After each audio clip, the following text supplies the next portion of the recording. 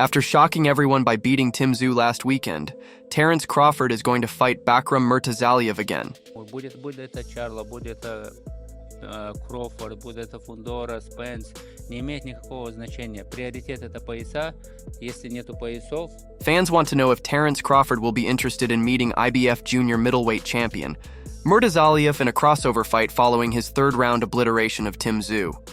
Crawford fought and beat Israil Madrimov to win the WBA 154-pound title, and he plans to fight WBC WBO champion Sebastian Fondor. That fight fell off when the WBO permitted Fondor to make a free defense against Errol Spence, etc. Keith Thurman asked Terence Crawford if he would want to fight Murtazaliev, who is the IBF junior middleweight king. He claimed there's no proof, that he won't be avoided again. The only good thing about him is that he has a title. Since he has a title, he can easily keep facing IBF fighters and beating them, which will help him gain more fans and show what he can do in the 154-pound division. But does Bud want Murtazaliev? Does Bud want to fight? Thurman believes that Terence Crawford is likely to stay clear of Murtazaliev after his stunning victory over Tim Tszyu. He adds that while Murtazaliev is focused on defending his IBF title, Crawford may be hesitant to take on such a formidable opponent right now. Thurman notes that Murtazaliev's recent performance has generated big excitement in the division, but it also puts pressure on top fighters like Crawford to consider their next moves carefully. Keith further added who really wants it and takes it and says, "That's my next opponent."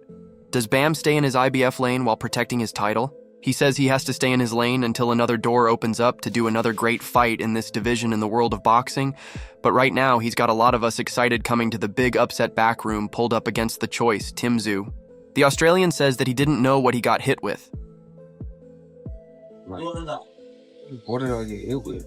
And couldn't regroup and I don't know, man. MV knocked the former WBO 154 PB champion Tszyu originally with a left hook during a fight in round 2. That was where things fell apart for the 29-year-old Tszyu because he never recovered from that shot. What chance Tszyu had of coming back? He threw it away by going on the attack and trying to slug with Murtazaliev when telling what happened, said. He got caught with a punch and couldn't recover from it. He kept getting up, but it wasn't going to work. Tim said, "What just happened? What did I get hit with? I have to regroup, and I don't know, man, it doesn't go your way, and you have to bounce back." I was positive after Fondora, but I've got to find some answers after this. It didn't go to script. I felt unbelievable. He got me. He was the better man on the night we lived, and we learned. Tszyu aimed to recover from his split decision loss to Sebastian Fondor in March, but faced a harsh reality against Murtazaliev, who dominated from the start. Murtazaliev knocked Tszyu down 3 times in the second round, leaving the Australian barely able to make it to the bell and requiring a check from the doctor before being allowed to continue. It wasn't long before Tszyu hit the canvas again, and, with the referee warning he would stop the fight after one more knockdown, Tszyu's corner intervened to prevent that from happening. Tim definitely underestimated Murtazaliev's power and paid the price. However, Tim congratulated his opponent, saying, "Congrats to my opponent for the tremendous performance. Yeah, we move on and regroup, and my team will be back again. I will be back. I'll still be in a big fight soon, and I have to find plenty of answers for myself. Of course, it will be very difficult for Tszyu to rebuild himself after the latest defeat, because many of the top fighters in the 154 PB division will show his flaws in the fight. Even the younger fighters like Murtazaliev would take advantage of what Murtazaliev has shared." My dad told me from a young age, never give up. And if you shoot for the stars and you crash and burn on the way, just keep going. And I'm going to keep going and keep reaching for them stars. Thank you all. Terence Crawford says Tim Tszyu took Mort lightly, focused on other fighters he wanted to meet. Crawford, who holds the WBA 154-pound title, says that Murtazaliev was just too strong for the former WBO champion Tszyu. Crawford wrote Tim thought he had an easy one, took this dude lightly, and was worried about other fights. Tim thought he had already won the fight before he stepped inside the ring with backers. Before the fight, Tim was already looking into the future, planning on facing bigger stars like Crawford and Errol Spence Jr., and thinking of Bam as a stepping stone. Tim said this before the fight, "I'm going more toward Fondor beating Spence due to activity and height." I don't know what Spence is still doing there. A Crawford fight against me would be cracking. Styles make fights, and that one would be one hell of a show. I think Crawford did well against Israel. Madoff haters are going to always be like that. Murtazaliev is not a bum. People don't understand that this clearly shows that Tim's thinking regarding this fight wasn't the best. Underestimating a winner like Murtazaliev, who has an exceptional knockout ratio, is not the wisest thing to do, and Tim had to pay for this finally before the fight. Sean Porter highlighted the fierce competitiveness of the 154-pound division, stating that it is currently the toughest division in boxing. He stated that Tim Chu is easily among the top 3 fighters in this category, showing his skill and potential. Porter stressed the depth of ability in this division, which offers a challenging landscape for any contender. By recognizing Zhu's place in the top tier, he underscored the high stakes of Zhu's future fight against Murtazaliev. Read on the landscape at 154. Where's Tim Zhu sit in there? It's becoming the hottest division right now. 135 is still really hot. We've got some of the lighter weights. 26 is really hot. 68, 75. We've got some hot divisions right now. I feel like 154 might be the most competitive division in boxing right now. And I think Tim is still, even with the loss that he got to Fundora, we saw how the fight unfolded, why it unfolded, or possibly why it unfolded the way that it did. Tim's been in the top 3 at 154. I think 2023. I think that was the first time I come over there to Australia, ever since I've seen Tim. However, now that the fight is done and finished, Porter thinks that Zhu came into this fight with an arrogant mindset, which led to his quick exit. Porter said they shouldn't have tried to fight fire with fire, that's his way. I get that, but I feel like going and changing was the right thing to do. You put that on teaching as far as getting back to world competition. I'm not sure when you've been at the top, you're a step away from getting back there. There were many others that already deemed Zhu as the winner. Danny Betts expressed faith in the Zhu but accepted the fight's difficulty. I think Murtazaliev fight all the way to the end of the bell. This is going to be a hot choice. Not that Zhu is not going to win. I think Zhu is going to win for sure, but I'm talking about making it to the final bell. I think Zhu by choice is the play for me in this one. Paulie Malagi highlighted the importance of the fight, saying that, despite the differences in profiles between Zhu and Murtazaliev, the winner will greatly raise their standing in the competitive 154-pound division. He said, it's not a walkover, even though one may be more well-known than the other, and one may have a bigger profile than the other. But it's a fight where the winner certainly raises their name tremendously. If it's Zhu, he's back in the win column and back in the mix. And if it's Murtazaliev, you know what? Now you've got a different player in the 154 lb division, a weight class that is already rather full of talent in boxing. Anil Murtazaliev pointed out the challenges Zhu would face in the ring. He noted, I can see after the last fight he's hungrier.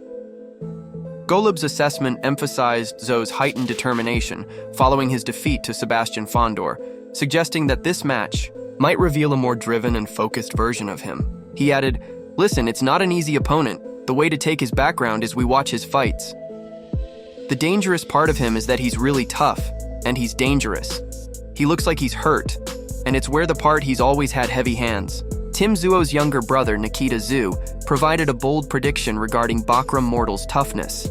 He stated he looks like he has a hard head. He's got a very thick skull, so Tim's got to punch holes into that skull. He's got to start learning how to punch walls. Nikita said that Murtazaliev has a style that makes him pretty straightforward to hit. He said that Tim would break him down and stop him in the latter part of the fight. I think Bakhram, he's got a style that's pretty easy to hit. He comes forward a lot. I think Tim will kind of just break him down throughout the rounds, and I see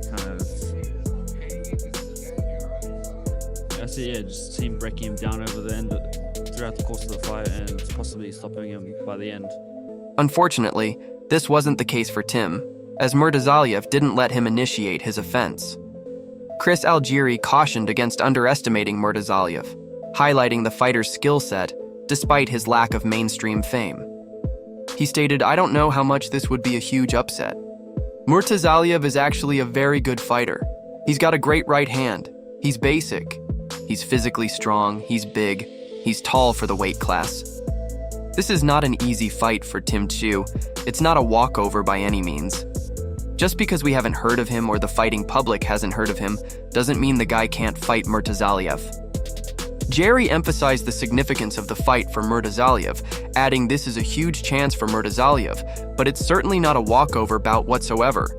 Tim Tszyu got his hands full because Murtazaliev can fight. Peter Bottles said that Tim would face immense pressure considering that a loss now would put a halt to his bright future. He said Tim Tszyu is the rival in this fight, and he needs to bring the goods. A loss here for Tszyu is not career-ending, but it's catastrophic and seriously damaging to his image if he loses 2 in a row. Tim comes into this fight with that load of pressure and expectation.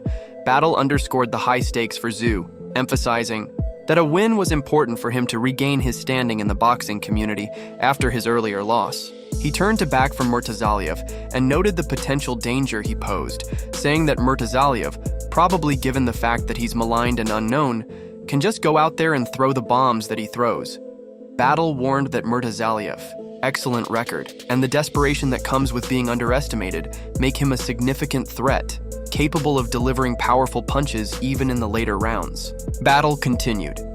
A desperate man is a dangerous man, and I think Murtazaliev, while underrated, has a 22-0 record with 16 knockouts that shows he's got the power and can move that power into the later rounds as he did against in his last fight, when he knocked him out in the 11th round battle.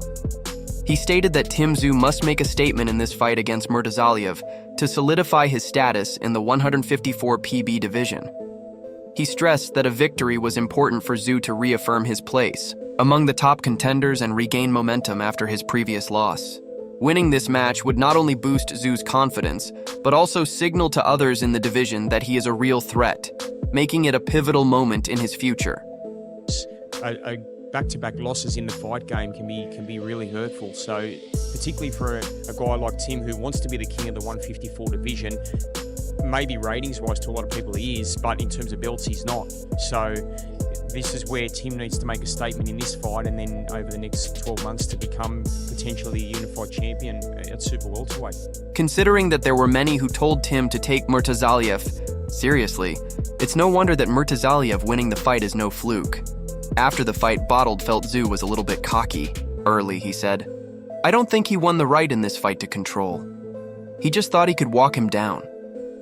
To me, when he fought Mendoza, he took his time with Mendoza. He was watchful early, and then, in the 3rd or 4th round, he started Ed to apply the pressure, but in this fight, he tried to almost bang early. This is a sad loss for Tim and the Tszyu." Murtazaliev called Tim Tszyu's loss as unthinkable and a monstrous upset, highlighting the shocking nature of the result against Bakhram Murtazaliev. He said it has been an obliteration in Orlando, Tim Tszyu down 4 times and Murtazaliev retaining his world title in a one-sided beatdown. Keith Thurman discussed Timothy Tszyu's abilities, stressing his trust when signing the contract. He commented that there was nothing special about Tszyu, saying that Murtazaliev and his trainer claimed Tszyu was a cookie-cutter opponent made from Malaya. Thurman mentioned that they were able to make their point in the fight. You know, I mean, look what the left hook did, man. You know, I was obviously confident when I signed the contract.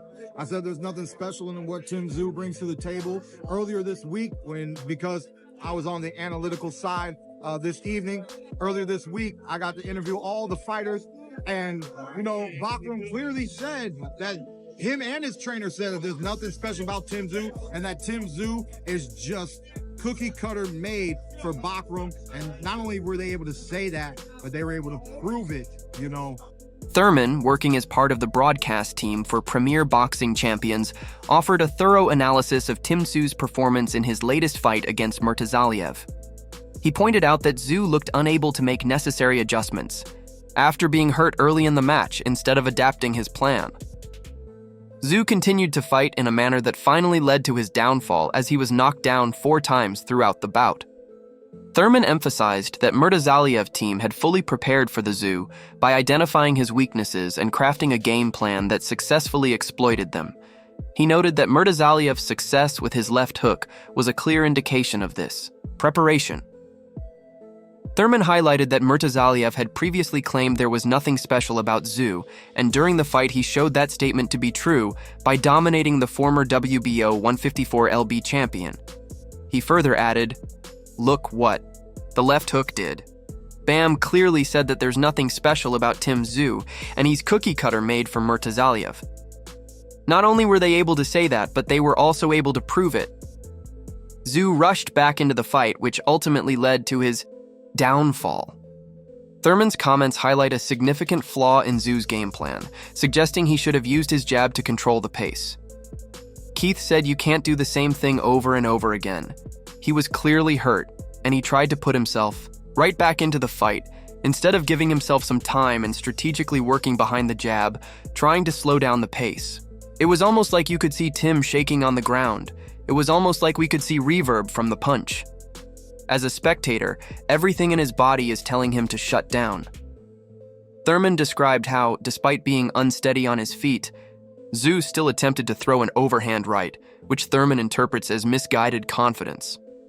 He concluded he stood back up, and right before his coaches threw in the towel, he was on Bambi's legs. He couldn't stand up. He still had the audacity to come with an overhand right. He's not that scary, he's not that dangerous. The year of him coming over here and trying to prove that when you go from a little pool to a big pool, you run into some big fish. Caleb's plan acknowledged the unpredictability of boxing, noting the many highs and lows the sport brings. He recognized both fighters as great competitors and anticipated a tough fight, expressing no doubt about the challenges they would face in the ring. Expected, but it's boxing, a lot of highs and lows, so. Yeah, for sure. Crazy, right, Caleb? I don't think anybody gave Murtazaliev a win by knockout. Maybe not that fast and that early, so. Yeah. But both are great fighters, so I knew it was going to be It's going to be difficult for Zeus to come back without his promoter matching him against weaker opposition. How long that would take is unknown. It might require that Zeus spend all of 2020-2025 facing lesser guys who can't punch, and will fold under his power. He should also consider getting a new trainer who focuses on developing his boxing skills before putting him back in with someone good. It's important that Tszyu consider stepping back against a lower-level opponent for his next fight, rather than continuing to face talented top 5 level opposition like he's done in his last 2 fights. His defeats against Morelia and Sebastian. Fundora showed that he's not ready to mix it with the best fighters in the 154-pound division. Tszyu is 29, but he'd been fighting a lot of older guys and weak opposition to build his record. He's going to have to retool his game and focus on facing a bottom-tier fighter to work on becoming more of a boxer so that he doesn't continue to lose right now. A fight with fellow Australian boxer Michael Zarafa is the best option for Tim. Zarafa also chimed in on this matter and had a dig at Tszyu by stating that he's nothing like his father. Zarafa expresses strong opinions about Tszyu's performance and his public persona. He believes Tszyu has been living off hype and hasn't proven himself as a fighter. This sentiment reflects the doubts that some fans and fighters have about Tszyu's abilities compared to his father's legacy. Zarafa said, "I can tell you exactly what happened. Tim Tszyu has been found out. I've been saying for a long time the guy isn't who everyone thinks he is, but Tszyu has a great hype team around him, and he believed it. He believed his own hype, and he got found out. As you can see, now he's nothing like his father. He came into this fight saying he was going to fight Canelo. Tim was fighting a genuine world champion, and he overlooked him." Zarafa revealed that there were already discussions about this fight, suggesting that both fighters have a lot at stake moving forward. He further added, "My phone. It's been blowing up. People haven't stopped calling. Behind the scenes there was already talk that if I won against Nikita Tszyu, then I got Tim, but there was also talk that if Tim got beat by Mort Alv, I went straight to him. So our fight has to happen now. It will happen too." Impact title. Clash Tszyu was determined to show that he still belonged among boxing's best. The loss against Fondor was a tough pill to swallow, especially given the conditions that surrounded it.